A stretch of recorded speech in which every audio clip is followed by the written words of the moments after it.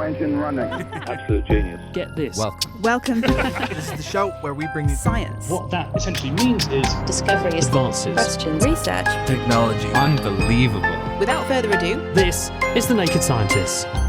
Hello, welcome to The Naked Scientists podcast, the show that brings you the biggest breakthroughs and talks to the major movers and shakers in the worlds of science, technology and medicine. I'm Chris Smith, and today we're going to examine a major project that's following the development of children born in the UK in 2026.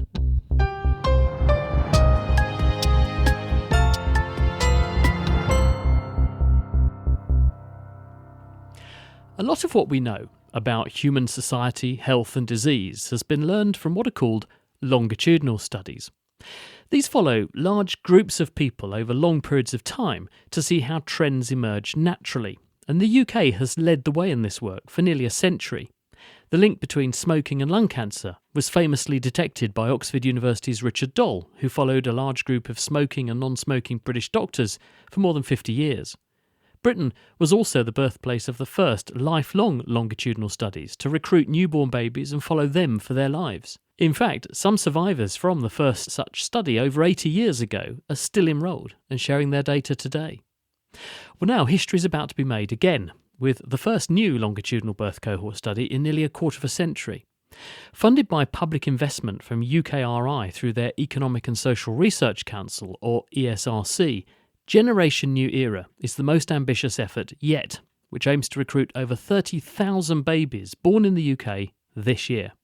They'll be followed through their early years and beyond as they grow up and navigate in a rapidly changing world immersed in AI and social media and confronting a future where many of the things we currently take for granted are no longer given. Alyssa Goodman from the Centre for Longitudinal Studies at UCL is the co-director. So it's a groundbreaking new study of babies being born across the UK in 2026. We're going to be recruiting participants from the summer onwards, and we'll be interviewing families and bringing them into this new study that's going to hopefully follow them across the whole of their lives and learn more about the factors that shape both early life and child development, but also life chances across the whole of life. This is not the first time that the UK has done this. There's a long history of doing these so-called longitudinal or cohort studies, isn't there? The UK has a unique tradition of national birth cohort studies and of birth cohorts more generally. So the first one was created in 1946, just after the Second World War. And it picked up on the boom, the first of the baby boom generation.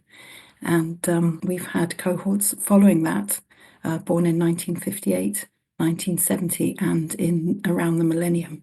So this is one of a long tradition. It's a very exciting opportunity to do a new study that both has some similarities and continuity with the ones from the past so that we can learn about how things have changed, but also looking very much to the future and taking advantage of all the novel things that we can do now that we never used to be able to do before.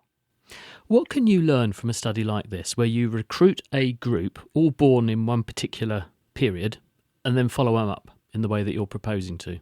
A lot about how lives unfold. So one important lens for this is looking at inequalities and how inequalities develop, what their causes are and what the consequences of those things are. So they're really important studies. They've been very foundational for understanding the importance of early life. So I think we all take it for granted that we understand that childhood and early life can be very formative for things that happen to us and things that we do across the whole of our lives. But these studies have been very instrumental for showing that across so many life domains.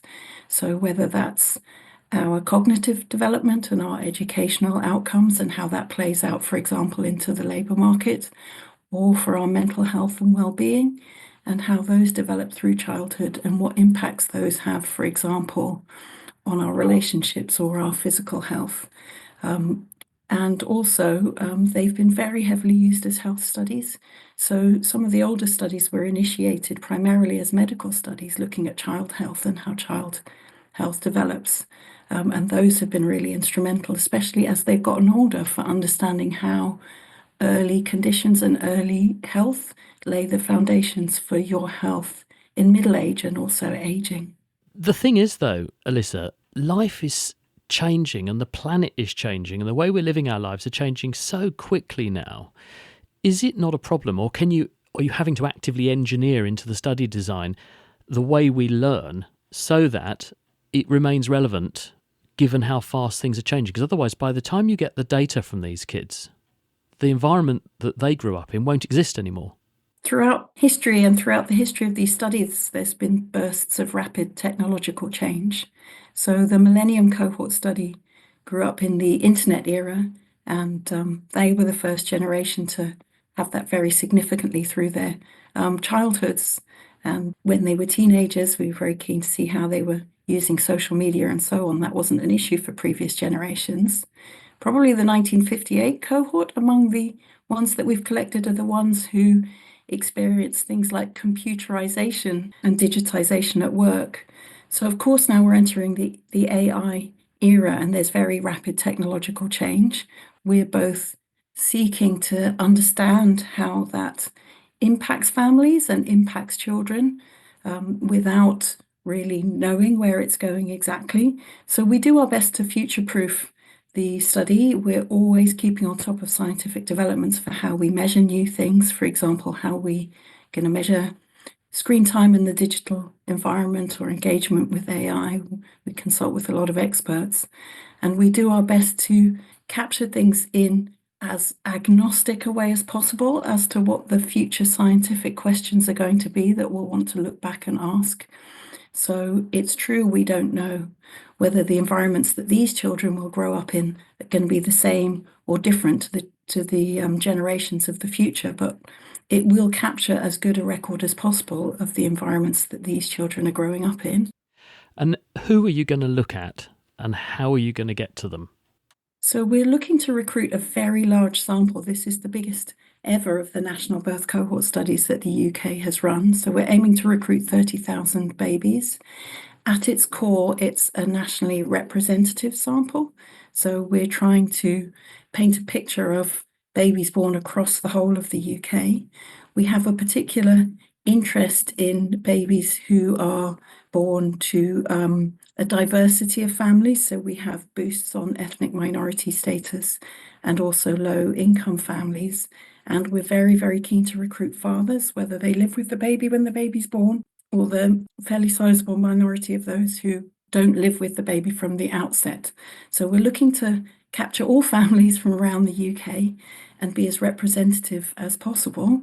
They'll be recruited families who are chosen to be invited to take part in the study or receive letters through the letterbox initially, asking them to consider taking part. They'll be able to opt out if they choose, and then we'll be sending interviewers to the homes of the families and conducting surveys, hopefully with as many parents as engage with the child.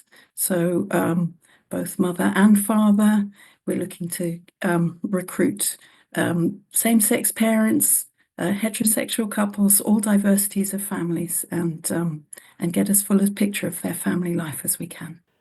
It's going to be a really insightful project, isn't it? That was Alyssa Goodman, and we'll hear a bit more from her later on in the programme about what she hopes the study overall is going to show us.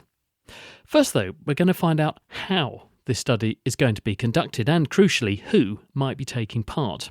Pasco Fearon is the co-director of Generation New Era and also an academic based in Cambridge and in London. And he began by telling me how this study is a departure from previous similar projects. The first really big difference is that we're doing it now. And we're not relying on data that is now very old. So if we want to understand the causes of children's development now, we have to collect new data, we have to engage new families, etc., who are growing up in these completely different circumstances. The internet didn't exist, social media didn't exist, all kinds of vaccines that just didn't exist are now available, and many, many different layers. Where the circumstances have completely transformed, not in 50, 60 years, but even in the last 10, 20 years, radical changes in British society and in technology. The way that we do that is firstly about who we're recruiting and when are we recruiting it. The second is about finding ways to measure a lot of these new emergent phenomena, like trying to capture children's exposure, for example, to digital technologies, or their use of or exposure to AI-driven technologies in home life or in education, for example. So we have to be kind of smart about how we capitalise on new technological possibilities. I was just going to say, you've got to be quite clever because you've also got to anticipate what's coming down the track. Right. So as this cohort move through, things that haven't even been invented yet, the study has the power to measure its impact. Yes, exactly. Yeah. So obviously we try to do a lot of horizon scanning, trying to think, okay, what's coming up in the next 5-10 years? What do you think? What are you having to plan for? What do you think Well, is the on big the ones horizon? right now are definitely around social media and AI. AI is the most challenging in a way because, we're all getting our heads around what kind of an effect that might have on society, on home life and on education in particular.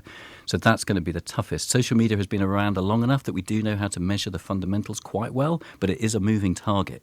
So that's also really interesting and challenging because it keeps evolving, and so our measurements have to evolve with it. The fundamental thing there is really to have a really big team and to collaborate a lot with as many colleagues who are on the academic side of this and in industry to try our best to be as close to the kind of cutting edge as we possibly can.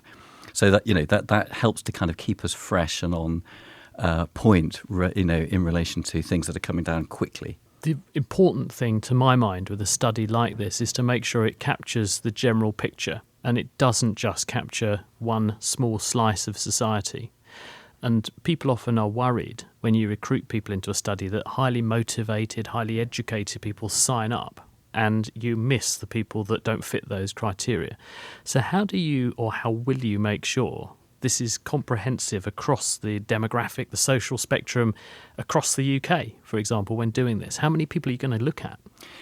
One of the points of this project is it's supposed to represent the UK public and the children growing up in the UK right now. Represent, i.e. when people learn about, they use the data from the study or they read the papers that we write about it, it's saying something they can rely on about how British society actually is right now.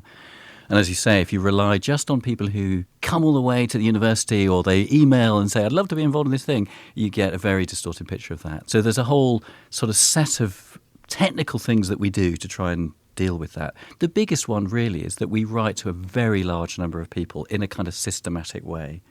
So we will be trying to recruit 30,000 families from across the whole of the UK. We'll be reaching out to probably about double that because we know not everyone will choose to take part.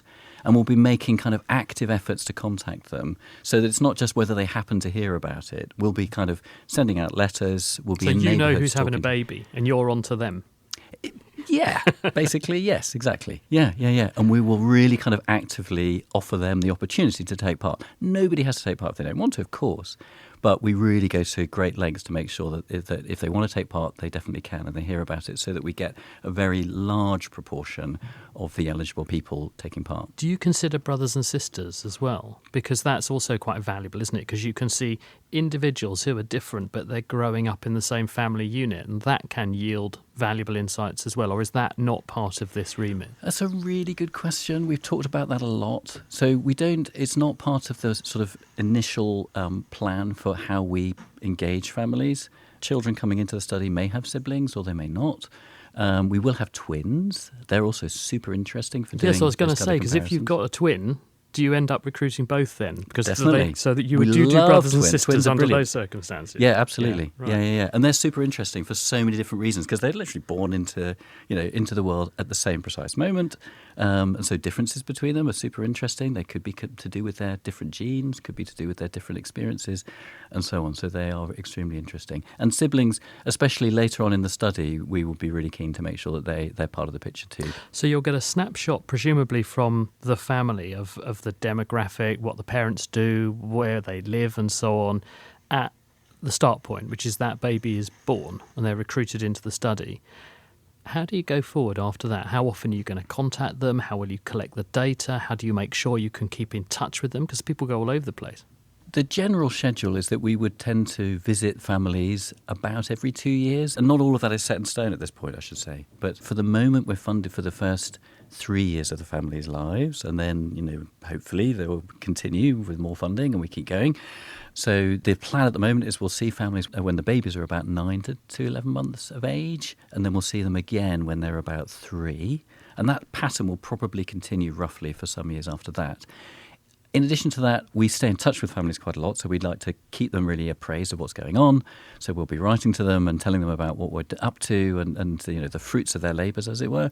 And they can also download a smartphone app, which is part of the study. So that's a way in which we can be asking them questions in a sort of little but often kind of way, which is actually a really interesting way to do it, particularly if you're interested in the kind of rapid changes that happen between, say 10 months and 3 years, which is a lot of things. Then we can ping them with little questions that only take them, a few minutes to do, once a month or every couple of months and things like that. So we can really chart the trajectory. So we've got smartphone app, and then we've got these kind of more, slightly more extended contacts when we meet them, which tend to be about every 2 years. Pasco Fearon on how you operate a study on this sort of scale. The Naked Scientists podcast is produced in association with Spitfire, cost-effective voice, internet and IP engineering services for UK businesses. Find out how Spitfire can empower your company at spitfire.co.uk. Music in the programme is sponsored by Epidemic Sound, perfect music for audio and video productions. This is the Naked Scientist podcast with me, Chris Smith, and today, in partnership with UKRI's Economic and Social Research Council, we are getting the inside track on the first UK-wide longitudinal birth cohort study in over 25 years. Indeed, the last time the UK ran a major birth cohort study was at the turn of the last century. That one was, appropriately enough, dubbed the Millennium Cohort Study, and it was led by Heather Joshi. She told me how it came about. The government decided that the Millennium celebrations should include not only a dome or a bridge, but a cohort study. And they decided this late 1998 with the aspiration to have a cohort study kind of up and running or up and changing nappies in the year of the millennium of 2000. And it turned out that timing was very, very tight. So we didn't manage to start the cohort with people born throughout the year 2000. The oldest cohort member was born in September 2000. Their families were interviewed when the babies were 9 months old. Well, many people argue that the new millennium did start in 2001, Well, so you absolutely hit the nail on the head regardless, didn't you? So this was intended really to capture people born around the time of the year 2000 and follow them up. So Absolutely. They're now 25 years old, give or take, aren't they? That group that you've been They following. are. How many have you got? I think we're probably down to about 11 or 12,000. A significant number nonetheless, isn't it? Oh, sure. What did they think mattered that needed to be measured? Well, there'd been a lot of pressure from the social science and the medical research community to continue the series of birth cohort studies, and there was never any money for it. So the Millennium provided a pretext for finding an extra budget. Was it largely run the same way, with a big recruitment at birth and then regular follow-ups? Yes, it was. It followed in some sense over the model of the cohort studies that had preceded it, but it varied in a number of ways, some of which are being carried forward into the new study. One feature was that babies were recruited throughout the year rather than in 1 week, which the previous ones had done. And the process by which we attempted to get a representation of all families across the country was much more sophisticated than just take all the births in 1 week, which the previous studies had done. And it was designed to try to make sure that families living in deprived areas were given a higher chance of getting selected, and likewise families living in areas where there was a high proportion of ethnic minorities had a higher chance of being selected. And this feature of the sampling frame survives in the new cohort. The ethnic origin of a baby is recorded in health records that we didn't have access to.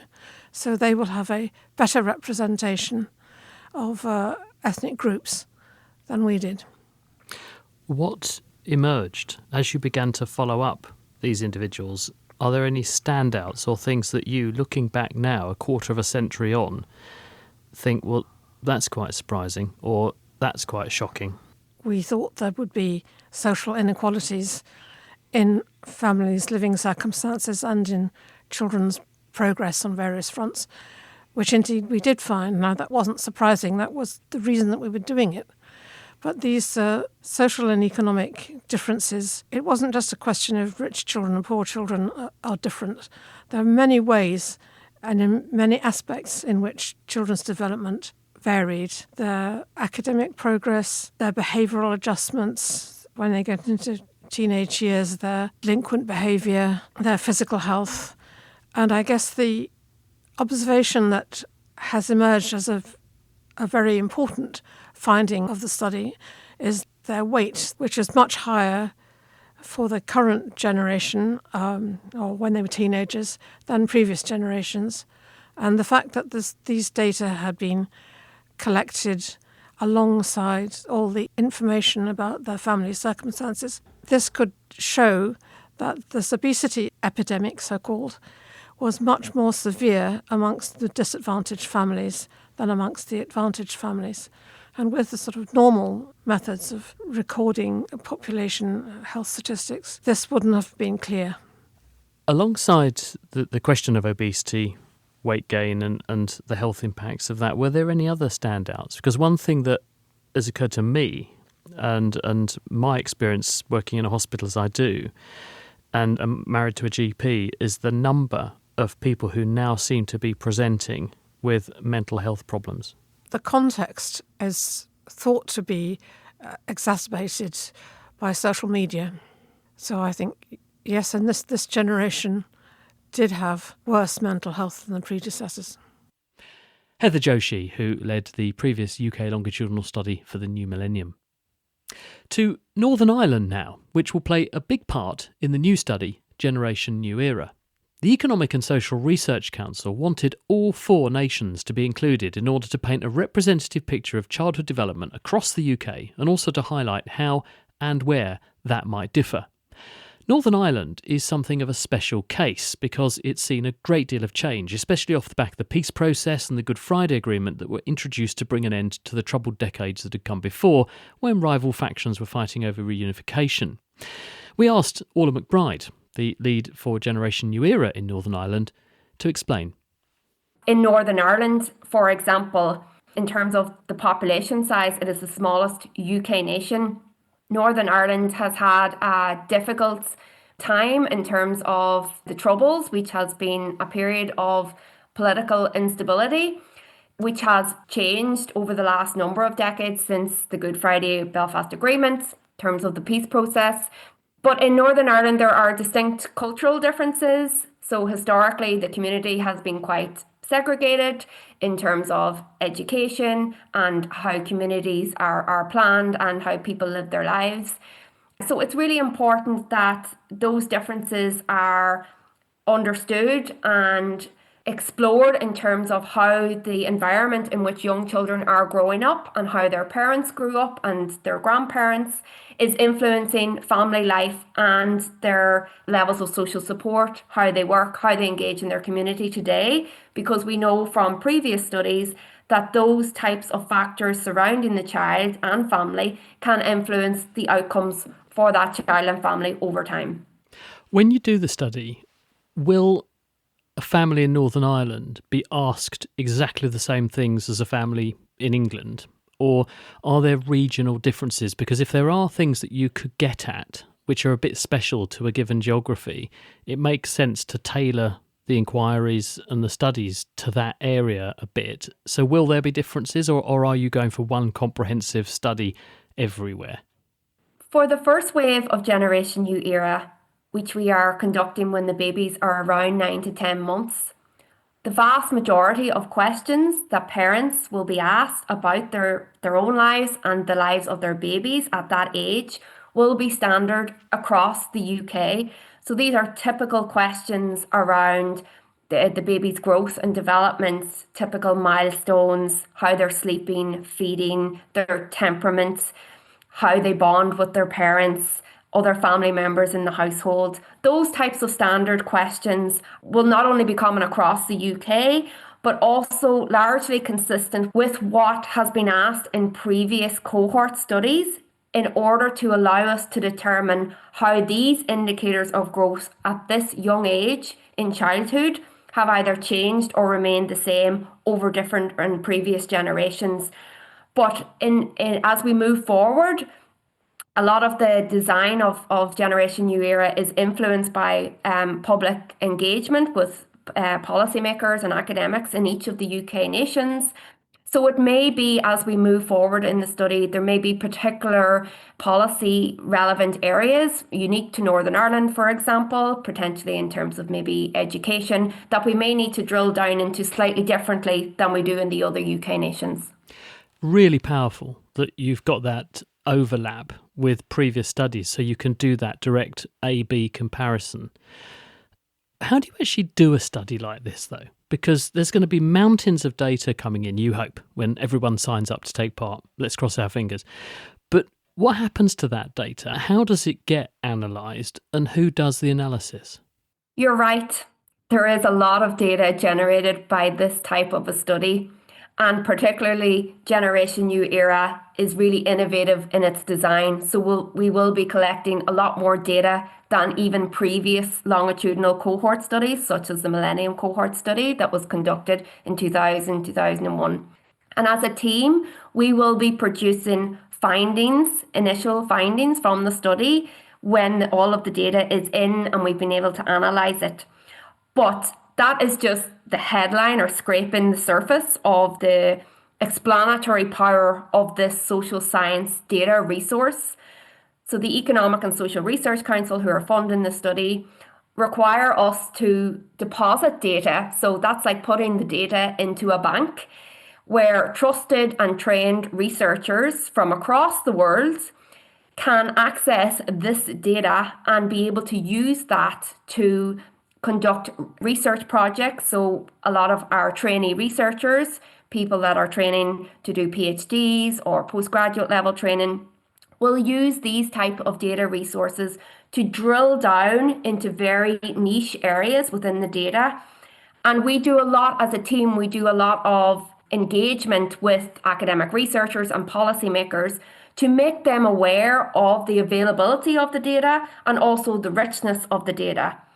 And along with colleagues at the University College London, we do a lot of training as well with researchers as academics in order to help researchers navigate and get the maximum use out of this longitudinal data. It's quite complex to analyse this data, and you need to have a certain skill set to be able to do it well and correctly and to ensure that the findings are accurate and are addressing specific policy research questions. But yes, it's very exciting, and the data will be used for many decades to come. Will you also have the potential to get biochemical data? Because obviously there'll be a lot of social data, there'll be other measurements and things and following the children up. But the UK Biobank has been a massive instrument for unlocking new discoveries in how clinical medicine manifests as diseases over years. And this strikes me as the most amazing opportunity to get the fine-grained data you're going to collect alongside some biochemicals that we could analyse in the future. So is that going to happen as well? One of the really exciting things about Generation New Era is it's been conducted at a time when we're really at the cusp of a lot of methodological innovations. And the study is really rooted in administrative data possibilities. So we may be able to link participants' data once they give us consent to do so. So that's really exciting as we move forward. And at each wave of this study, there will be specific consultation as to what is appropriate to collect from young babies and children as they grow and develop. Orla McBride, Generation New Era's lead for Northern Ireland. So how will we know if this study has been a success? For a final thought, here's co-director of Generation New Era, Alyssa Goodman again. Fundamentally, this is a huge opportunity to make the lives of children better. So by capturing rich data on the lives and circumstances of babies born and looking at how they develop the stresses and strains that their families are under and the support that they receive, we hope that we will be able to feed into policy evidence and ultimately improve the lives of children. So in a few years' time, we will have done interviews for Wave 1 and Wave 2, so seen the children twice during their early years. We'll understand things about how their parents have gone back to work, if they are working, things like childcare, issues around their health and their development, what works well, what doesn't work so well for them in terms of the services that they receive. And we hope that we will be laying down evidence, not just for now, but for the future, in terms of what shapes the lives of this new generation growing up in such a rapidly changing era in terms of technological change and all the other circumstances and changes that are happening in the world. Alyssa Goodman from the Centre for Longitudinal Studies at UCL. She's also the co-director of Generation New Era. It will indeed be extremely interesting to see what trends emerge as the study progresses. We will keep an eye on it and keep you up to date. We're back here on Friday, meanwhile, to take a look at the latest science news stories that are circulating around the world. I do hope you can drop in, and let me say a very big thank you to those of you who are generously supporting the programme with donations. These do make a huge difference and we are truly grateful. So if you enjoy and appreciate what we do for you every week, do please consider helping us out. You can do that at nakedscientist.com/donate. I'm Chris Smith. Thanks for listening, and from all of us here at the team, goodbye.